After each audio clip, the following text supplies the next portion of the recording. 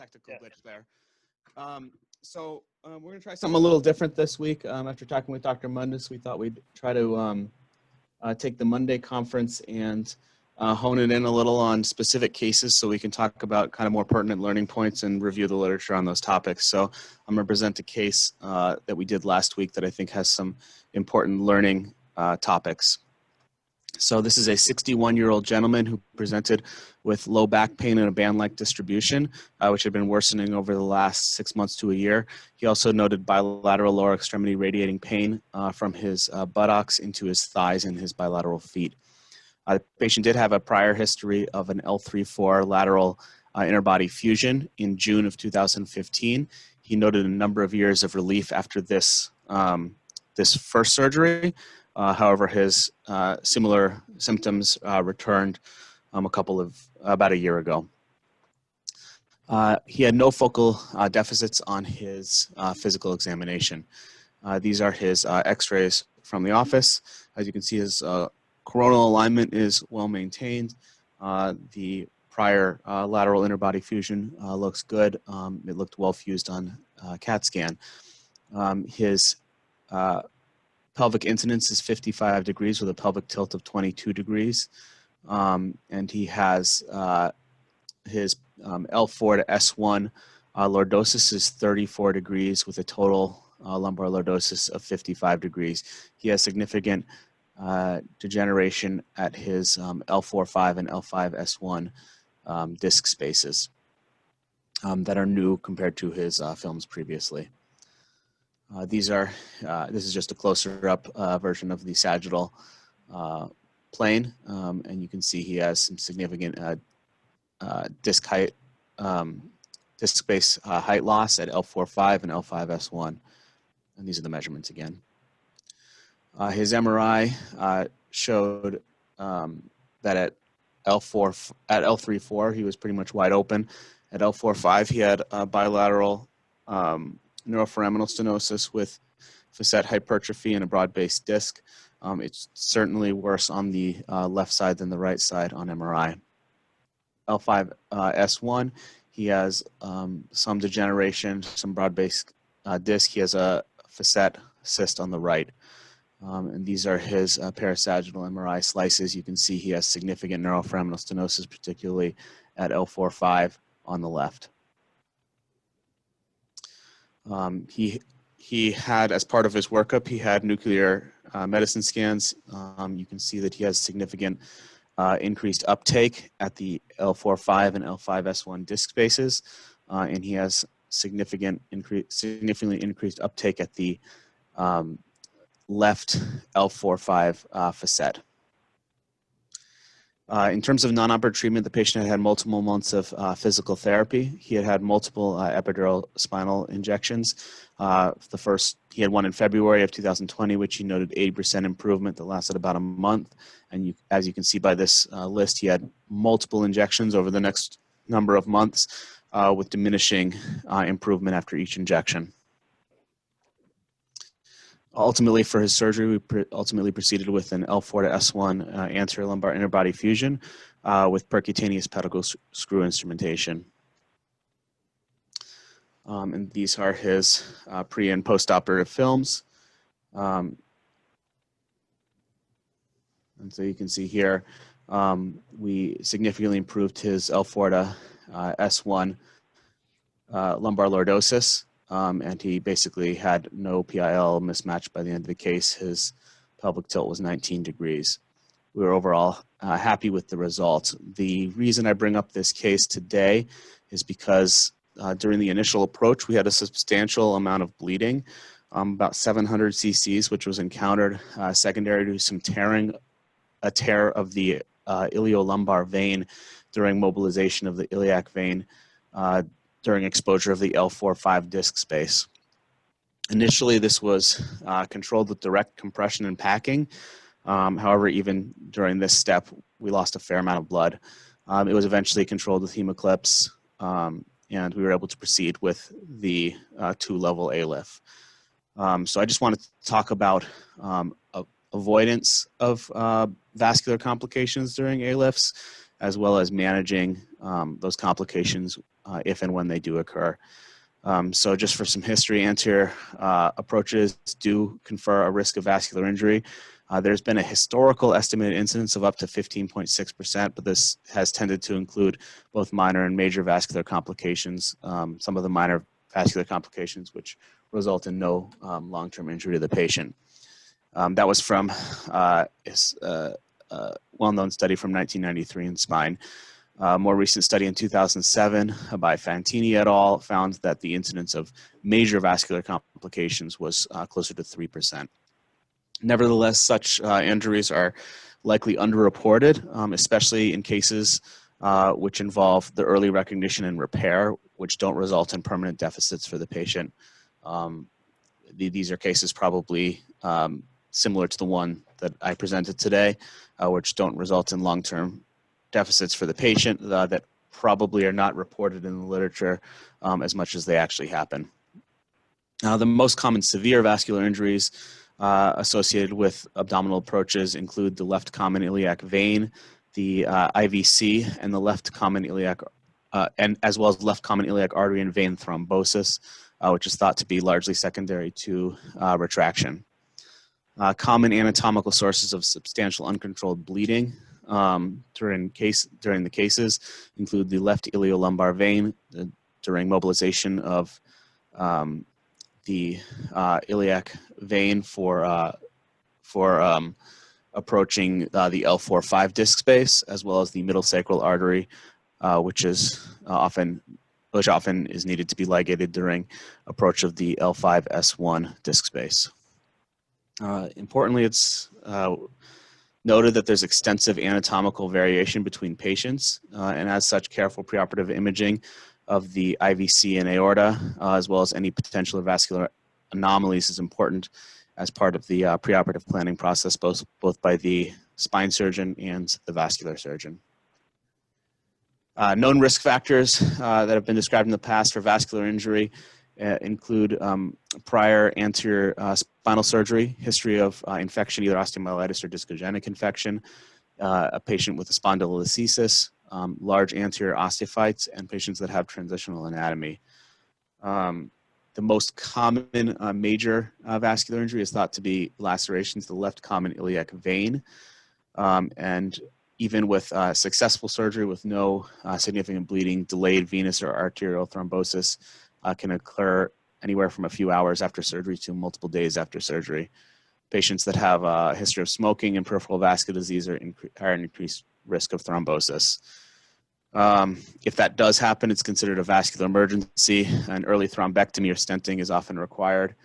Delay in diagnosis and treatment is a potentially limb-threatening complication. Many surgeons monitor for changes with left great toe pulse oximetry, which we did for our case as well. And the patient had no changes of note, but even physicians who do not do pulse oximetry, pretty much all authors recommend close neurovascular evaluation of the left leg following surgery.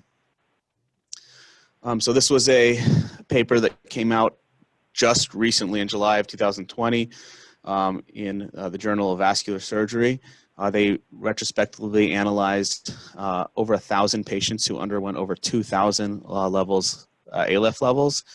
They noted 57 exposure-related complications, about 5% total complication rate, about 1.4% vascular complication rate, most of which were venous. Of note, almost all of the venous injuries occurred at the L4-5 level. And these authors were documenting a number of L3, L4, L4, L5, and L5-S1 approaches. Multiple other complications were reported, which included PE and DVT, retroperitoneal hematoma, ileus, post-op MI, stroke, surgical site incision, surgical site infection, incisional hernia, and I think they had 2 patients who had deaths. Importantly for our case is the middle sacral vessels in the iliolumbar vein. The middle sacral vessels traverse caudally from the aortocaval bifurcation, and they usually have to be sacrificed for adequate exposure of the L4-S1 disc space.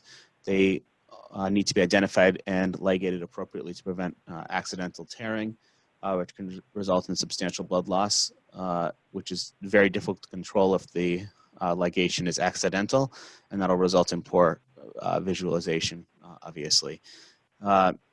More commonly problematic at the L4-5 level is the left recurrent ilio-lumbar vein, which branches off the left common iliac vein and has a substantial amount of anatomic variability, which is one of the reasons it's at such high risk of injury.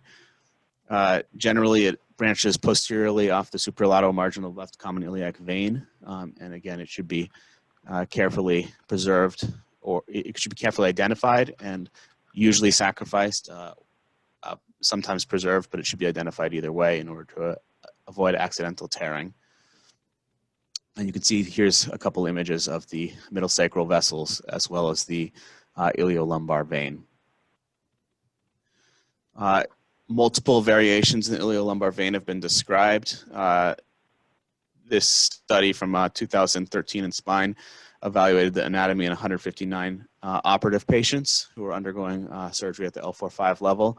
73% of patients had a single iliolumbar vein. However, nearly more than a quarter of patients had multiple iliolumbar veins. So just because one of them has been ligated doesn't mean you're out of the woods during the approach. Multiple iliolumbar veins were more common in men than women, with an incidence of 32% in men versus 19% in women. They came up with a classification for the iliolumbar vein, which is pretty easy to understand. Basically, 0 means that it was not observed during the case. Number 1, a grade 1 basically means there was one iliolumbar vein, 2 is 2, 3 is 3, and 4 is 4. You can see the most common variant of iliolumbar veins is 2 separate iliolumbar veins coming off of the vein. Second most is 3, and then 4 and 0 is pretty uncommon. So in the event such as ours where there is a bleeding complication, preparation for the case and then communication are key. So preparation meaning has the patient been typed and crossed for blood, and is it immediately available? And then communication in that the anesthesiologist basically needs to know that you've run into a bleeding complication right away, as well as the circulating nurse, so that they can be prepared to get the blood in the room and manage the patient accordingly. Early control with direct compression is important if possible. If it's unable to be visualized and direct compression is not possible, then packing is a way to slow down the bleeding and at least allow anesthesia to catch up.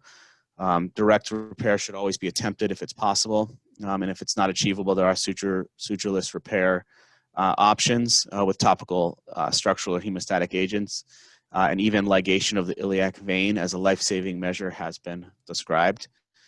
Endovascular repair has also been increasingly described as a viable option for treatment of these injuries. And as you can see, there's a couple of examples of direct repair of injuries with either clips or figure of 8 sutures.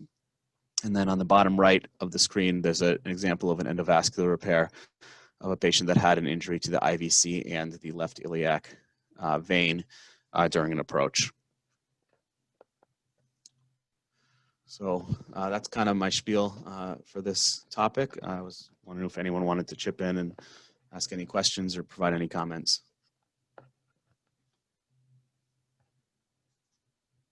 That's an awesome topic and awesome discussion. I think this is a valuable thing to do, and I really like the direction that we're going with this. The one thing that I've noticed differently, at least in my fellowship to early career, is that the vascular guys now are doing more just kind of packing as opposed to direct repair. What are your thoughts on that?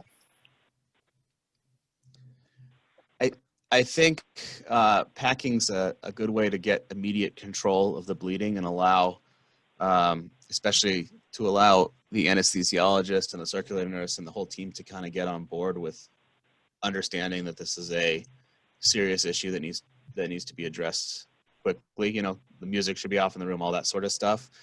But I think if there's a way to do a direct repair, certainly it seems like that's probably the ideal scenario. And most of the literature I was reading recommended direct repair if it's possible, either that or endovascular repair, which is kind of becoming more popular these days.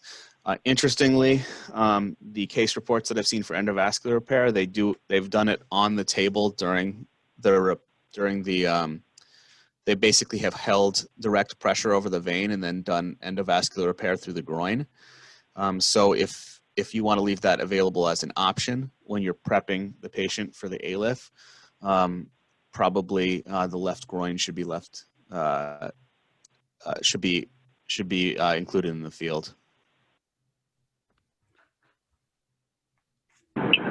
Yeah, I agree, Ollie. I think that I totally agree about the packing thing. It's definitely a trend that we see more commonly, you know, even with small, you know, iliac vein tears, a lot of times very amenable to just a little bit of surgical flow and some type of bulking agent that with packing and a Raytech over it. And you come back to it at the end of the case and it's already sealed up.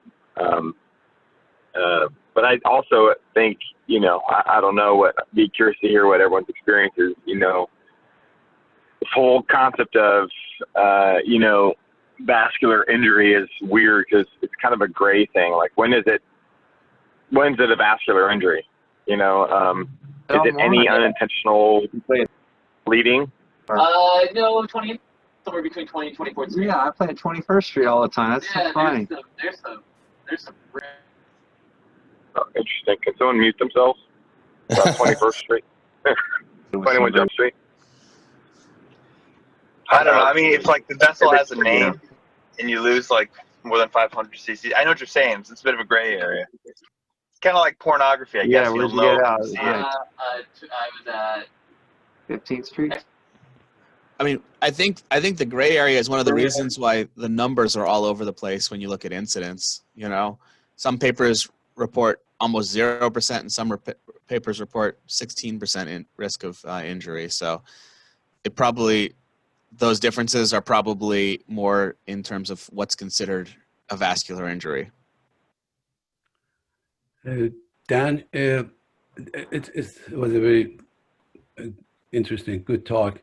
You mentioned about the measures that one should consider when the bleeding happens during surgery, but you also mentioned the increased risk of injuries or bleeding when you have previous surgeries, and that's definitely the area that one can take some measures even before surgery or before dealing with exposure of that particular level. If you have a cage, for instance, in front and you're trying to remove it, or you have previous fusion in the front, you know that the risk of vascular injury is very high. And, we did a study, a few years ago here that was almost 80 to 90%, especially in areas like L4-S1, which was almost 100%. So in order to sort of all of these different groups that are just really be ready for just really good players, so I'll start. You should working up now. I'm like able to play with these guys. Prepare yourself. I wouldn't say top sort of dog mute at all. that, please. So you have to be prepared by not just paying attention, but trying to control the vein proximal and distal.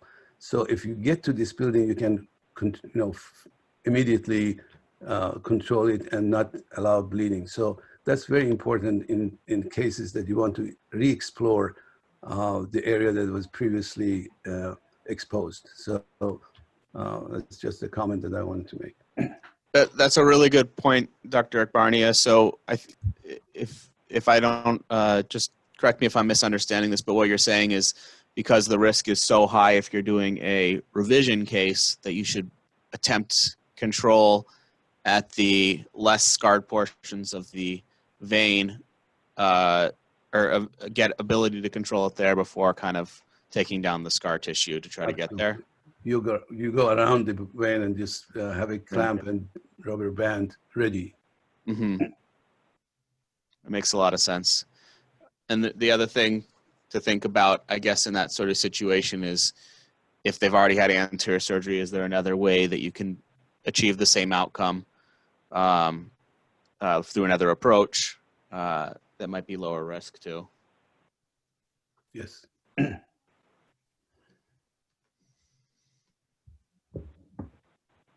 Awesome, great job, Dan. Appreciate the lit review on that. Bring up some really important points. I think it's important that the spine surgeon in the room not feel like it's the vascular surgeon's problem. You know, I think we realize that patient on that table is just as much our concern as it is anyone else's. So, you know, being prepared, it means not only should the vascular surgeon be prepared, but you know, you should be the backup. And if they're not thinking one way, you need to be level-headed and be able to think through the problem with them. Can you guys hear me? This is Bob. Yes, we can hear you.